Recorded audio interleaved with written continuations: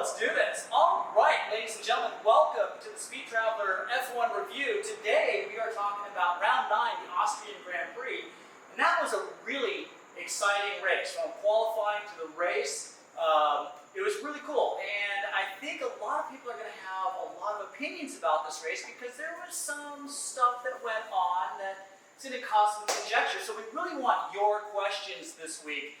So send us your messages, send us your questions, your likes or dislikes.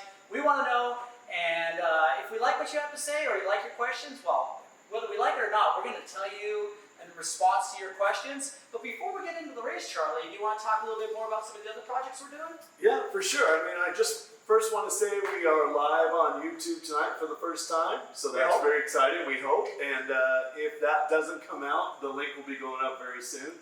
And if you have a question on there, feel free to put it in the comments on YouTube. And as Chris said, we'll get back to you. Also, we're on Instagram Live tonight.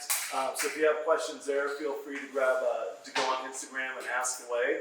Because we want as much interaction as possible. So definitely we want your questions and comments. And then yes, Chris, to your request about other projects, LA Tours is up on YouTube right now. You go to the Speed Traveler channel, and you can see all of the stuff we have up there. And so, LA Tours, one of the cars is right behind us. Yep, the Cadillac Touring Coupe. We used that in a Ferrari F430, and we toured some of the greatest spots in LA. If you have friends that are from out of town that are coming into town, check out LA Tours on the Speed Traveler, and you'll see some fun places to suggestions. It's definitely a worthwhile watch if you're as a tourist to LA or even an LA local. I mean, there's so many hidden places that even locals won't know about. I think it's very worthwhile. But let's get right to the Austrian Grand Prix, round 9 of the F1 Championship, which has turned out to be really exciting. The whole season has been very exciting thus far. This is the second weekend in a row we were in Austria. So it was kind of interesting. The only big change from last week to this week was the tires. They went to one step softer, which honestly I don't even think played a factor. It really didn't. You know? We thought there would be a lot more people going 2 stops, 3 stops. There really weren't. No. You know, the big players were basically one-stoppers. You know, it was pretty consistent. But some cool stuff, cool things did happen in qualifying. I mean, one, how do you not talk about Lando Norris missing pole by a 0.5 of a second? That's unbelievable, right? I mean, Zach Brown is doing something right at McLaren. Lando Norris is driving the wheels off that car. It's hard not to be impressed. Oh, it was unbelievable. Lando was on fire last week, especially during qualifying. I mean, I think everyone's jaws would have dropped. The Red Bull guys, TJ Manischewitz would have fired everybody. They fired everybody. If Lando had pulled that off, and I mean, basically, he missed it by about 4 meters. That's the physical distance. Right. I mean, virtually nothing. A half a car length. Yeah. Thereabouts. You know, but Max Verstappen, of course, he got the pole for qualifying, and so that was fantastic. And other drivers of note, I mean, one of the things that I really want to talk about, and I'm getting a little bit deep into qualifying, but late in Q2, Sebastian Vettel got kind of hung out in that weird spot, and we're going to talk about this a lot. I think there's going to be a lot of questions about this. This weird spot between turns 9 and 10, where pit entry is, and also the final turn onto the front straightaway. Just a lot of traffic, high speed and slow speed traffic right there. Sebastian Vettel kind of blocks accidentally Fernando Alonso in the Alpine, who was just having a kicker of a lap. I mean, he was definitely 0.3 to the good to getting into Q3. Came across Sebastian Vettel in the Aston Martin, who was going slow to set up for his final attempt at a qualifying lap, and it basically ruined Alonso's qualifying lap. So he ended up starting, I believe it was P14, and as a result of that, I mean, kind of, to Alonso's words, ruined his race. I mean, theoretically, he could have been qualifying P6. Yeah.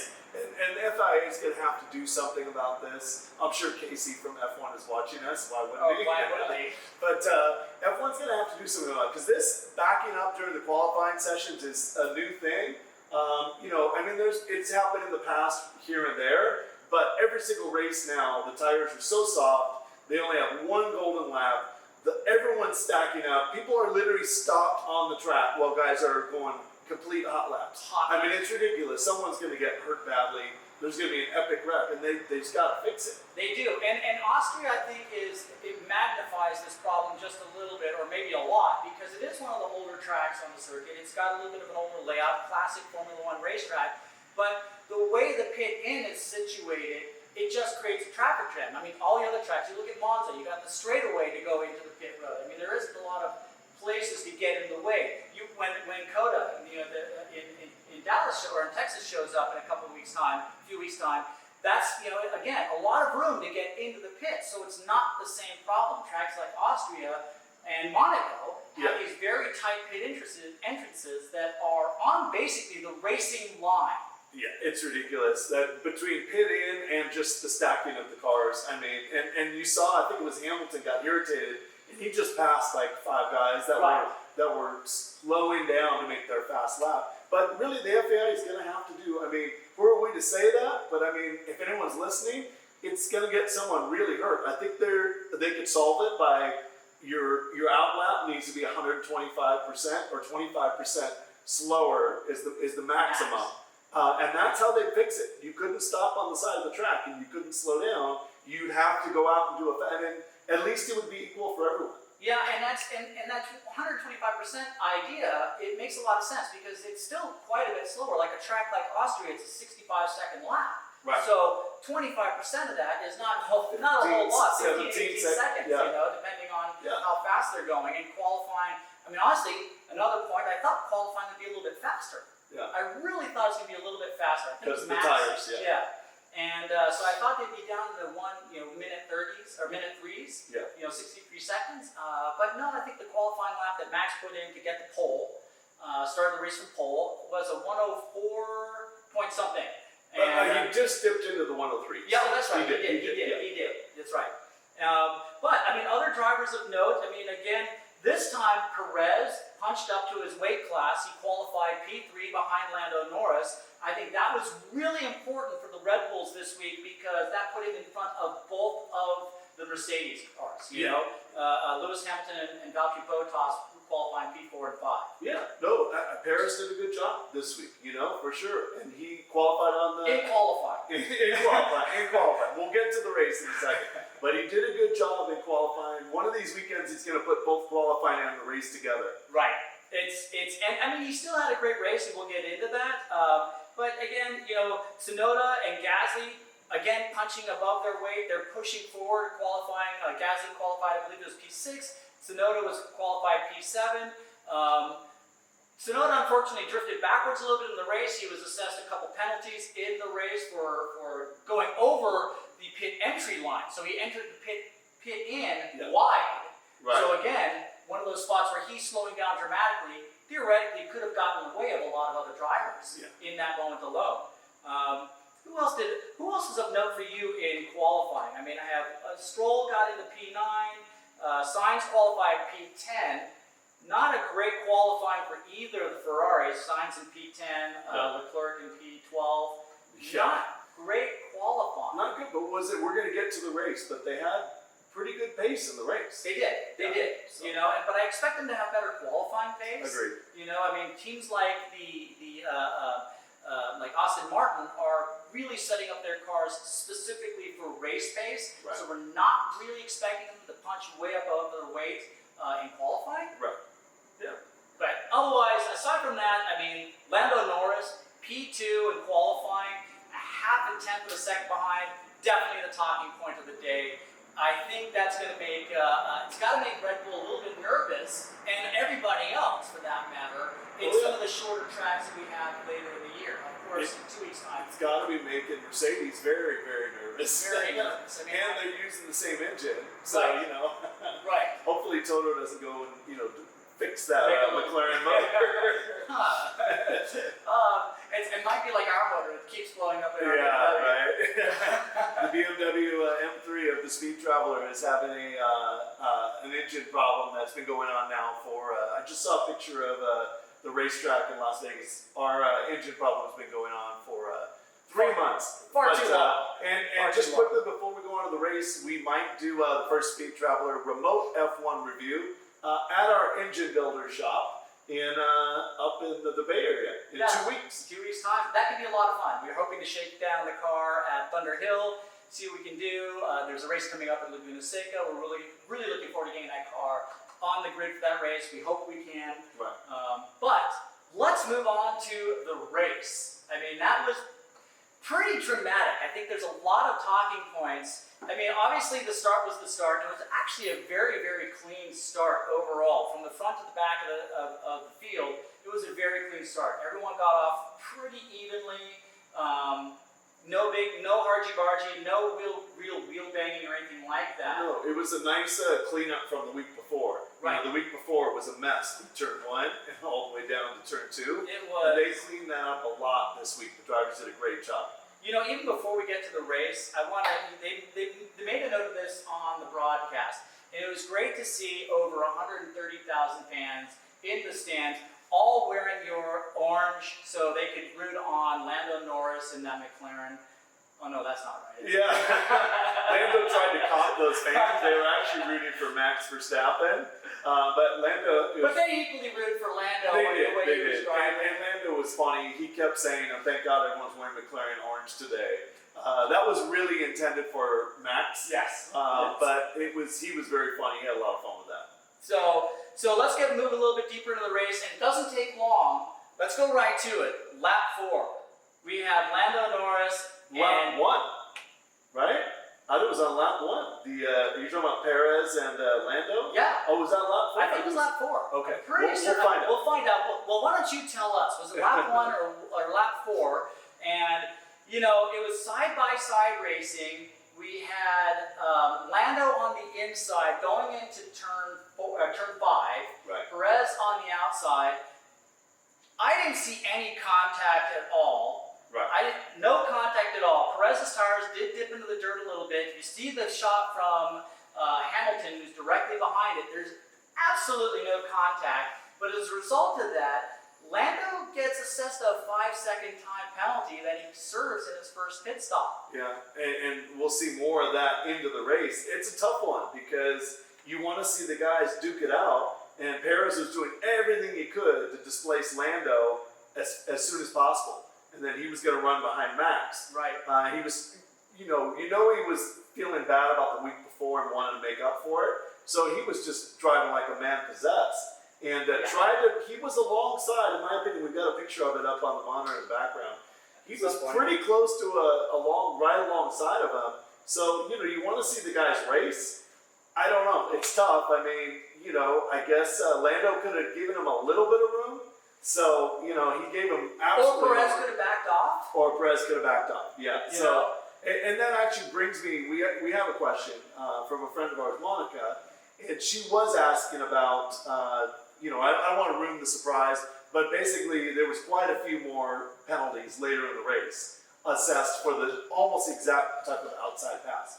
So she did ask what our feelings were on those penalties being assessed. I mean, basically, it didn't really ruin Lando's race, it ruined his second place, but... he would have, that 5 seconds, if you look at the times at the end of the race, that would have put him in P2. Yeah, but it also ruined Perez's race. It did. So, in my mind, I think that in the future, going forward, I like to see him race it out. I think Derek Warwick was the chief steward for last weekend. So an exceptionally accomplished driver. Yeah, great F1 tons driver. Tons of F1 career, tons of touring cars, sports car. A phenomenal driver. So he knows what he's talking about. He knows what he's doing. Yeah. I think, you know what? I'd love to hear what people watching the broadcast tonight think. I'd love to see the guys race more.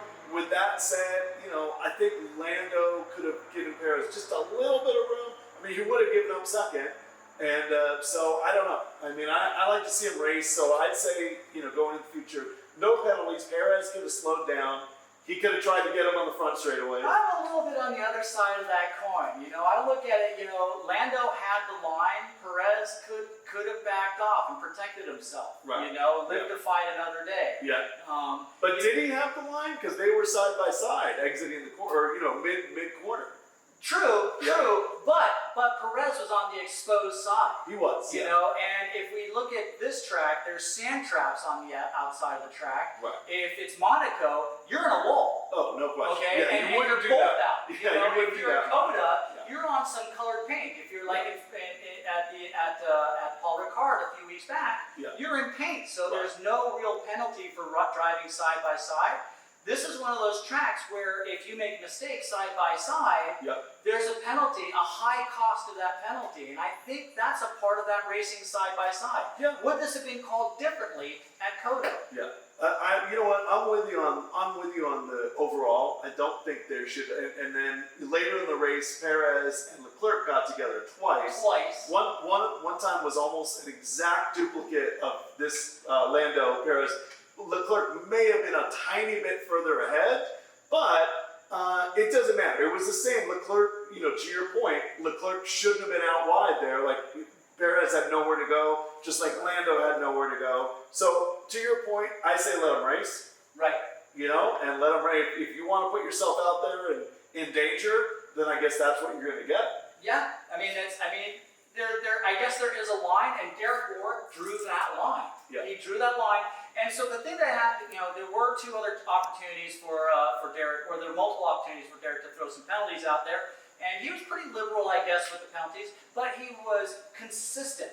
The penalties were consistent. It didn't favor one driver or another, it didn't favor one team or another. It was very consistent. It was. And quite frankly, that's the important thing to take away from here. It was consistent, was fair across the board for everything. It was, and I have to, I'd be remiss if I didn't bring this up. I mean, we're different. We're not the Sky Sports broadcasting team, which, by the way, is 100% British. So, you know, there was definitely a little anger in the voice, in my opinion, when Lando was assessed the penalty. Yes. And is it because he's a British driver and it's an all-British broadcast team? I think that there is a little bit, as much as they try and as much as I love the broadcast team, I think there is a little tiny bit of favoritism towards Lando, Hamilton, and George Russell. I'm not going to pick any current drivers, but if Mario Andretti or AJ Foyt decided to punt some foreign driver, I would say he had every right to do it. If that foreign driver punted AJ or Mario, I'd say no fair, no fair. And I rest my case. So I can't complain. But again, the penalties were fair. In lap 41, you know, it was Perez, like you mentioned, Perez and Leclerc side by side, but there was contact this time. Yeah. A few laps later, I think it was lap 47, they were side by side going through turns 6 and 7, side by side, and they ended up in the dirt again. A little bit of contact there as well, and Derek Warwick assessed the 5-second penalty twice to Perez for punting. He had to at that point. Oh, you know, he had already done it on lap 1 with Lando, so he had to. It was the only fair thing. It was the only fair thing to do, but it's, you know, I hope in the future they'd let him race a little more. You know, and Leclerc, I mean, you know, I like Leclerc and I love Ferrari. Of course. But Leclerc, you know, in a weird way, I feel like he kind of had it coming. Like Leclerc is, you know, rubbed people the wrong way all for, you know, since he's been at Ferrari. Well, he's rubbing people with his car. Yeah, I mean, he almost took out Danny Ricciardo going into turn 5. Turn 5 saw a lot of action this week. Much more action than it saw last week at the same track. So turn 5 turned out to be a very pivotal spot for people to try to make passes. And that was one of those moments. I mean, Leclerc has been driving very aggressively. I don't blame him for driving aggressively. You know, you're in a Ferrari, you are asked to win. I mean, you know, if Enzo was around, he would say crash or win. Yep, and Leclerc, I think, is punching above his weight a little bit. He's doing a little bit better than the car is capable of. So I think that also causes mistakes. Right. And causes some issues. You know, we saw Max do it forever when Max first was in F1, and he was getting faster and faster, and he would make an occasional mistake. Right. So Leclerc is making an occasional mistake here and there, but he's driving the wheels off the car. He is, and I think he feels like he should be up there with Max Verstappen in the Red Bull, Lewis Hamilton in Mercedes. Not taking anything away from Perez or Bottas. So I feel like he feels like he should be there, and he's not. So maybe he's trying a little bit extra hard, and he's driving phenomenally well, phenomenally hard. But he's doing a very good job overall, in my opinion, and it's great to see this kind of racing action. I mean, we wouldn't have anything to talk about. Yeah, right. You know, if it was a parade, like it's been for many, many years in the past, if it was just a parade, it wouldn't be any fun. We wouldn't have anything to talk about. And I mean, even though this race there wasn't a ton of passing, the racing action was great in that middle pack. I mean, obviously Max walked away with this one. That Red Bull was just out of control. I think Mr. Tanabe has found some secret sauce over there at Honda. Yeah, for those who don't know, Mr. Tanabe is the chief director or technical director for Honda F1. It brings me to another question that we got from Matthew, and Matthew was asking how Red Bull is so much faster all of a sudden than Mercedes. And we joked about it today. Mr. Tanabe from Honda says the motor is exactly the same as it was earlier this season, but they added a new spec motor in the French Grand Prix about the time Max started dominating. Just crushing.